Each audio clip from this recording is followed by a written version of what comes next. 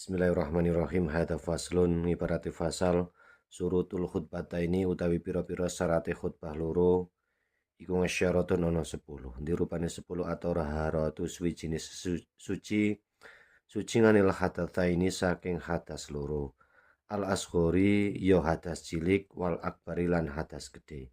Wa taharatu lan suci ngani najasati saking najis nang di fit taubi ing dalem sandangane wal badani lan badane wal makani lan panggonane.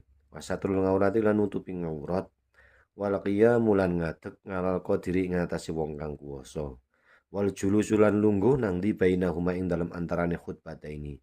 Oleh lungguh mau fauqa tumakninatis sholati ing dalem sak dhuwure tumakninai salat. Wal muwalatu lan nuli-nuli bainahuma ing dalem antarane khutbataini. Wa baina sholati lan ing dalam antarane salat wa antakuna lan yen to ana apa khutbataini ana iku bil ngarabiyati tetep kelawan basa ngarab. Wa ayusminga humalan yen to awerung sapa khatib ing khutbataini awerung arbangina ing wong 40. Wa antakuna lan yen to ana kulu apa khutbataini kulu haya sekebayane khutbah ana iku fi waqti dhuhri ing dalam waktu dhuhur. Wallahu a'lam bissawab.